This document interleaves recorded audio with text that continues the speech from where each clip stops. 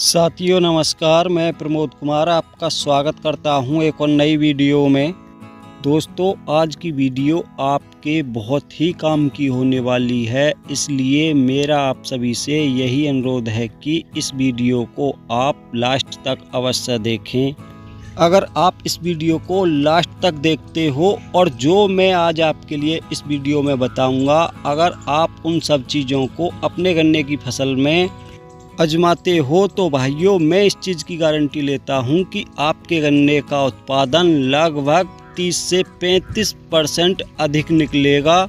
जैसा कि हर एक किसान का यही प्रयास होता है कि हम अपने गन्ने का उत्पादन किस प्रकार बढ़ाएं, और उसके लिए हम अपनी फसल में महंगे खादों का बहुत ही अधिक मात्रा में प्रयोग भी करते हैं। लेकिन किसान भाइयों, आपने देखा होगा कि हमारे गन्ने का उत्पादन अधिक मात्रा में महंगे खादों का प्रयोग करने के बाद भी नहीं बढ़ पाता। तो भाइयों, आज मैं आपको गन्ने से अधिक उत्पादन लेने की वो ट्रिक बताऊंगा जिसको अपनाकर आप अपने गन्ने से बहुत ही अच्छा उत्पादन ले पाओगे, और उसके लिए आपको अधिक मात्रा में खादों का प्रयोग करने की भी आवश्यकता नहीं पड़ेगी। भाइयों, पहले आपको ये बताना चाहूँगा कि हम जितने भी प्रकार के खादों का प्रयोग करते हैं, चाहे किसी भी प्रकार का पीजीआर हो या ग्रोथ प्रमोटर हो या अन्य प्रकार के किसी भी प्रकार के खाद हों, वो हमारे गन्ने की फसल में गन्ने का उत्पादन बढ़ाने के लिए लगभग 15 से 18% कार्य करते हैं। दोस्तों, आपके लिए उदाहरण के तौर पर बताना चाहूँगा, आपके जिस खेत में 100 कुंटल बीघा का गन्ना निकल रहा है, उसमें शुरू से और लास्ट तक जो भी खाद पीजीआर या किसान भाइयों किसी भी प्रकार के जैविक खादों का प्रयोग किया है, तो ये मान के चलो आपके जिस खेत में 100 कुंटल बीघा का गन्ना निकल रहा है, तो उन खादों का प्रयोग करने से अधिकतम आपके एक बीघे में 20 कुंटल गन्ने का उत्पादन बढ़ा है। अगर आप इतनी मात्रा में इन खादों का प्रयोग नहीं करते तो उसी खेत में आपके गन्ने का उत्पादन लगभग 80 कुंटल प्रति बीघे का निकलता। तो भाइयों, अब आप यही सोच रहे होंगे कि क्या बकवास किए जा रहे हो, अगर हमने अपनी फसल में खादों का प्रयोग नहीं किया होता तो हमारे गन्ने का उत्पादन तो बहुत ही कम निकलता। लेकिन किसान भाइयों, ये आपकी बहुत ही गलत सोच है, क्योंकि भाइयों, गन्ने की फसल में खादों का उत्पादन बढ़ाने में सिर्फ 20% ही अधिकतम योगदान होता है। बाकी का योगदान अलग अलग चीज़ों का होता है। तो किसान भाइयों, आज मैं आपके लिए वही सब बताऊंगा कि किसका योगदान गन्ना उत्पादन में कितना होता है, जिससे किसान भाइयों आप सही समय पर अच्छी प्रकार से उन सभी कार्यों को करते हो तो आपके गन्ने का उत्पादन निश्चित ही बढ़ेगा। तो भाइयों, बात कर लेते हैं खेत की तैयारी से। गन्ना बुवाई से पहले किस प्रकार खेत की तैयारी करनी चाहिए, क्योंकि किसान भाइयों, गन्ने के उत्पादन में 20% योगदान गन्ना बुवाई से पहले खेत की तैयारी का भी होता है। अगर आप अपने खेत की तैयारी अच्छी प्रकार से करते हो तो आपके गन्ने का उत्पादन एक बीघा में लगभग 20 कुंटल अधिक निकलेगा। भाइयों, अब आप सभी ये कहोगे कि हम गन्ना बुवाई करने से पहले अपने खेत की तैयारी अच्छी प्रकार से ही करते हैं, लेकिन भाइयों, मेरे कहने का मतलब कुछ और है।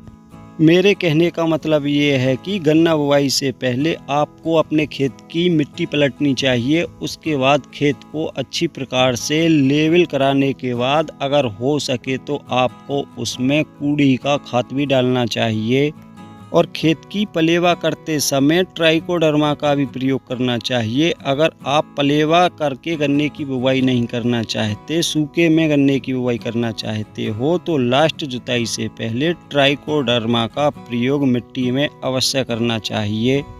और सबसे ज़रूरी बात यह है कि आप अपने खेत की गहरी से गहरी जुताई करें, और कूड़ निकालते समय आपको विशेष करके इस बात का भी ध्यान रखना होगा कि अगर आपने अपने खेत की जुताई 12 इंच गहरी की है तो आपको अपने उस खेत में कूड़ों की गहराई 10 इंच ही रखनी है। कहने का मतलब ये है कि जितनी गहरी आपने अपने खेत की जुताई की है उससे 2 इंच कम गहरे आपको कूड़ निकालने हैं, जिससे हमारे गन्ने की पोरी टाइट मिट्टी में नहीं बोई जाए। उसके नीचे लगभग 2 इंच फोकी और उपजाऊ मिट्टी होनी चाहिए। उससे ये फ़ायदा होता है कि हमारे गन्ने का जमाव भी बहुत अच्छा होता है और साथ में फोकी मिट्टी होने के कारण जड़ों का बहुत ही अच्छी प्रकार से शुरुआत अवस्था में ही विकास हो जाता है। और बुवाई के समय आप जिस भी उर्वरक का प्रयोग अपने खेत में करें, उसका प्रयोग गन्ना बुवाई के समय पोरी डालने से पहले कूड़ों में कर लें। ऐसा नहीं करें कि किसान भाइयों पहले कूड़ निकालकर उसमें गन्ने की बुवाई कर लें और ऊपर से खादों का बिखराव करें। ऐसा करने से किसान साथियों जिस भी गन्ने की आंख के संपर्क में DAP का दाना या दूसरे किसी उर्वरक का दाना आता है तो वो गन्ने की आंख पूरी प्रकार से खराब हो जाती है, जिससे गन्ने का जमाव बहुत कम हो पाता है।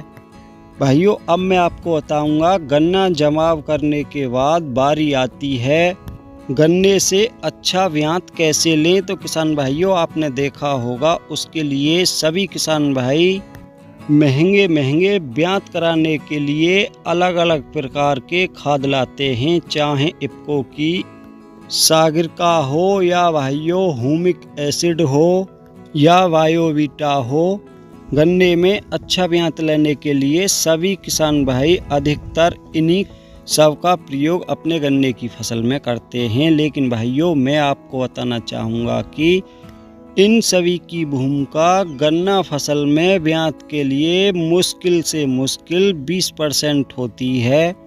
अगर आपको अपने गन्ने की फसल में बहुत ही अच्छा ब्यांत कराना है तो किसान भाइयों उसके लिए आपको अपने गन्ने की फसल की समय से खुदाई और नराई करानी होगी। अगर आप अपने गन्ने की फसल की समय से नराई और गुड़ाई कराते हो तो किसान भाइयों ये मान के चलो नराई और गुड़ाई कराने से आपके गन्ने की फसल में इन सभी खादों की तुलना में 80% ब्यांत अधिक निकलेगा।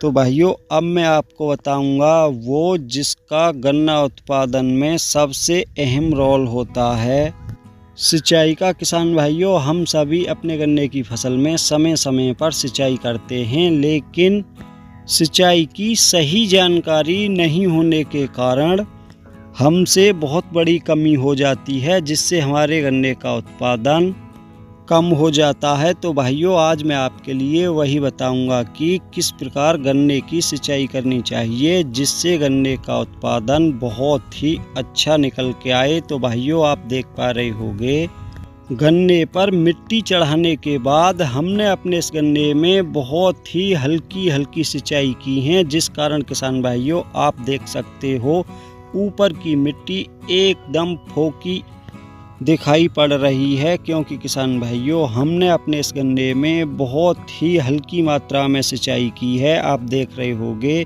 जो नाली की मिट्टी है वो काफ़ी टाइट है, क्योंकि किसान भाइयों यहाँ पर हमने पानी दिया है जबकि ऊपर की तरफ हमने पानी नहीं दिया, वहाँ पर सिर्फ हमारे गन्ने को सीलन ही मिली है। कहने का मतलब ये है मिट्टी चढ़ाने के बाद नालियों में सिर्फ हमने समय समय पर 4 इंच पानी ही दिया है।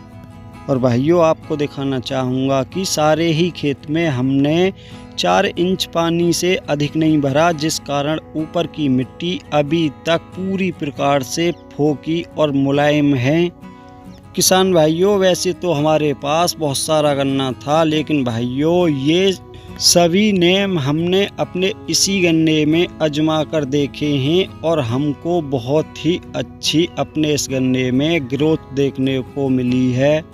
भाइयों लास्ट में आपसे यही कहना चाहूँगा कि गन्ना फसल में सबसे अहम जो रोल होता है वो सिंचाई का ही होता है। ये हमारा अभी तक का अनुभव है।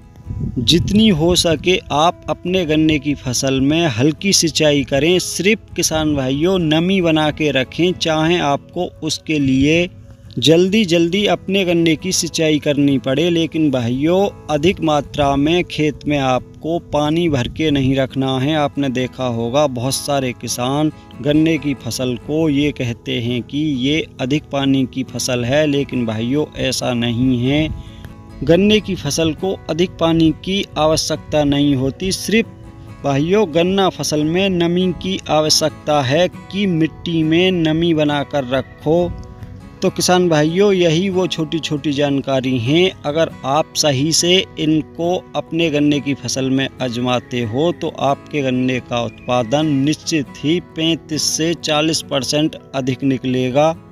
तो भाइयों आज की वीडियो में इतना ही था। वीडियो पसंद आई हो तो वीडियो को लाइक करें, ज़्यादा से ज़्यादा दूसरे साथियों के साथ वीडियो को शेयर करें। और अभी तक जिन साथियों ने हमारा चैनल सब्सक्राइब नहीं किया है कृपया हमारे चैनल को सब्सक्राइब करें, साथ में घंटी के बटन को ऑल पर सेलेक्ट कर दें, ताकि तब भी मैं कोई नई वीडियो डालूं तो सबसे पहले उसका नोटिफिकेशन आप तक पहुंच सके।